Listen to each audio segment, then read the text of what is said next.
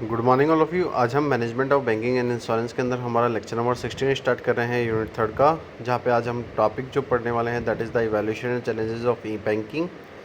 तो अगर हम देखें तो सबसे पहले आज के टॉपिक के अंदर हम ई बैंकिंग के इवैल्यूएशन के बारे में चीज़ें समझेंगे।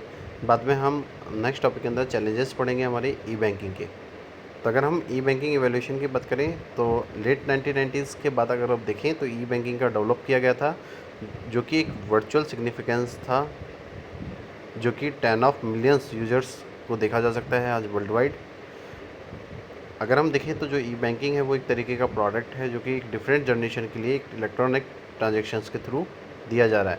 अगर हम देखें तो जो करंट वेब बेस्ड इंटरनेट है या ई बैंकिंग है वो हमारे लेटेस्ट सर्विस जनरेशन सिस्टम को भी बता रही है। उसके बाद आप देखें तो अगर हम जब किसी ई बैंकिंग की बात करते हैं तो हमारे माइंड में जो सबसे पहली चीज़ आती है that is the automated teller machine, phone banking, PC banking and house banking. तो अगर हम ऑटोमेटेड टेलर मशीन की बात करें तो सबसे पहले जो ऑटोमेटेड टेलर मशीन थी वो पहली वेल नॉन मशीन थी जो कि एक इलेक्ट्रॉनिक एसेस को प्रोवाइड करती है अपने कस्टमर्स को। और अगर हम फ़ोन बैंकिंग की बात करें तो वहाँ पे अगर हम देखें तो इस सिस्टम के थ्रू हम अपने यूज़र्स के कॉल को किसी भी बैंक कंप्यूटर के सिस्टम के थ्रू एक अपने ऑर्डिनरी फ़ोन या किसी भी फ़ोन कीपैड के यूज़ से अपनी बैंकिंग ट्रांजैक्शंस को परफॉर्म करते हैं। अगर हम पीसी बैंकिंग की बात करें तो जो पीसी बैंकिंग है वो सबस्टेट है उस फ़ोन बैंकिंग का, जहाँ पे हम अपने यूज़र्स को अलाउ कर रहे हैं कि वो बैंक से इंटरेक्ट करें किसी भी मीन ऑफ कंप्यूटर से, जहाँ पे उनको एक डायल अप मॉडेम कनेक्शन की एक फ़ोन नेटवर्क की रिक्वायरमेंट होगी। अगर हम फ़ोन या पीसी बैंकिंग को इंटेल करें हैं तो वहाँ पे हमारी जो मेंटेन कॉस्ट है वो एसोसिएट होती है, जो कि किसी भी डेट के अंदर हमें अपडेट करनी होती है। और जो भी हमारा डाइवर्स मॉडम है वहाँ पे हम अपने उन चीज़ों को अवॉइड करते हैं जो कि प्राइवेटली किसी भी कॉम्प्लेक्स इंस्टॉलेशन प्रोसीजर को बताती है। उसके बाद अगर हम अपने उन जनरेशन्स को देखें जो कि एक डच बैंक ने लॉन्च किया था, जो कि सबसे पहले इंटरनेट बैंकिंग प्रोजेक्ट को लाया था लैटिन अमेरिका के अंदर 1996 के अंदर। तो अगर हम देखें तो जो सिटी बैंकिंग है ना, तो अगर आप देखें तो जो सिटी बैंक है उसने डेवलप किया था एक स्पेशल ई टूल किट जो कि world wide across all branches में किया गया था। तो अगर हम देखें तो जो ई बैंकिंग है वहाँ पे हम यूज़ करते हैं एक वेब ब्राउज़र जो कि एक यूज़र इंटरफेस को करता है, जहाँ पे हम इंटरनेट के थ्रू एक डाटा ट्रांसफ़र करते हैं, डाउनलोड करते हैं उन सॉफ्टवेयर्स का। साथ साथ अब हम अपने पोटेंशियल या किसी भी तरीके की मेंटेनेंस कॉस्ट को रिड्यूस करने के लिए करते हैं।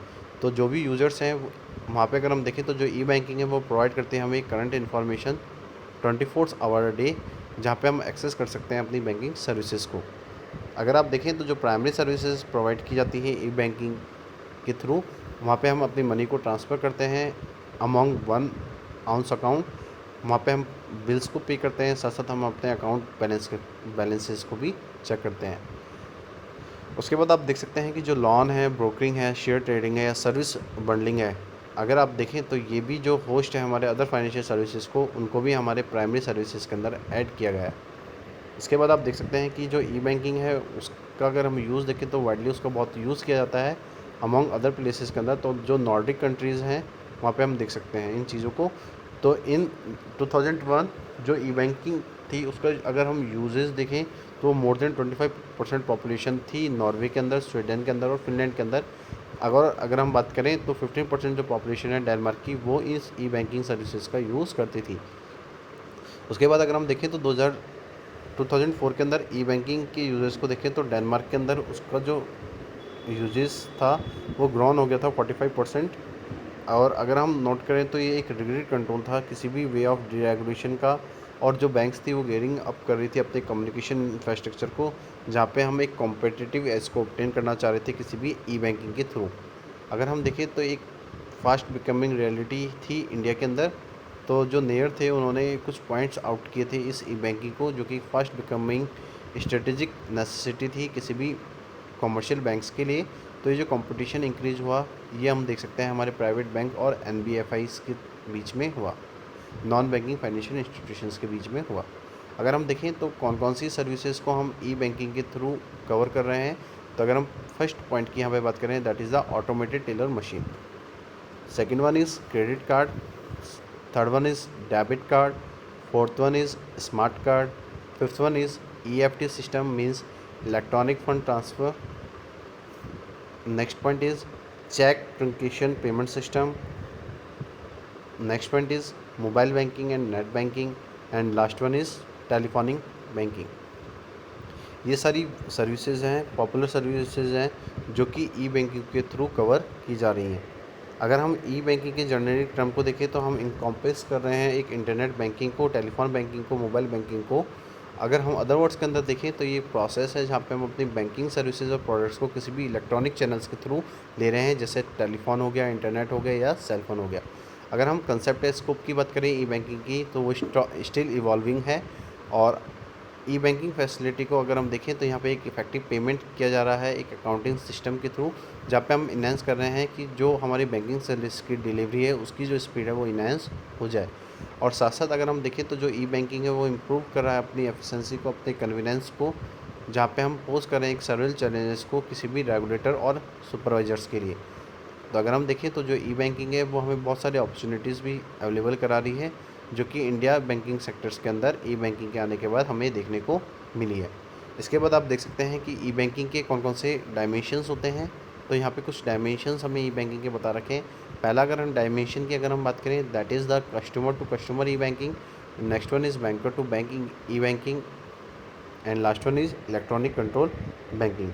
तो आज के टॉपिक के अंदर हमने जो बैंकिंग एवैल्यूएशन है उसके बारे में समझा था कि ई बैंकिंग का क्या क्या एडवांटेज रहा हमारे बैंकिंग सेक्टर्स के अंदर, और ई बैंकिंग को किस मोड के थ्रू किया जाता है। तो आपने देखा कि ई बैंकिंग का जो डेवलपमेंट हुआ था, या अगर हम देखें तो जो ई बैंकिंग है वो एक तरीके का प्रोडक्ट है जो कि डिफरेंट जनरेशन को एक इलेक्ट्रॉनिक ट्रांजेक्शन्स दे रहा है। तो हमने देखा था कि जो ई बैंकिंग की अगर हमने बात की थी यहाँ पे, तो ई बैंकिंग के अंदर हमने उन सारी चीज़ों को भी देखा जो कि किसी PC banking, phone banking, house banking से रिलेटेड थी।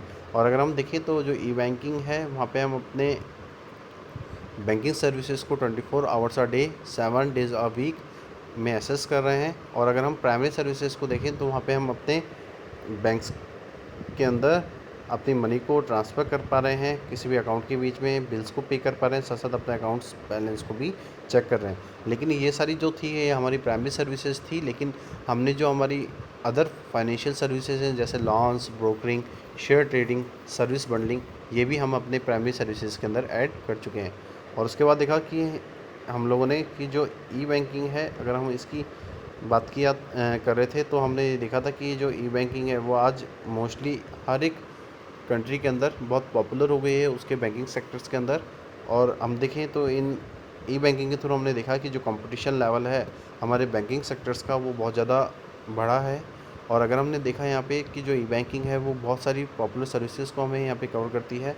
तो यहाँ पे हमने देखा था कि जो ऑटोमेटेड टेलर मशीन है, क्रेडिट कार्ड है, डेबिट कार्ड है, स्मार्ट कार्ड है, ईएफटी सिस्टम है, cheque transaction transaction payment system है, mobile banking, net banking and telephone banking, ये सारी जो सर्विसेज है ये हम अपनी ई बैंकिंग के थ्रू आज बैंकिंग सेक्टर्स में कवर कर रहे हैं। तो आज का जो टॉपिक है हमारा यहीं पे कंप्लीट होता है। आज के लिए इतना ही। Thank you so much and have a nice day.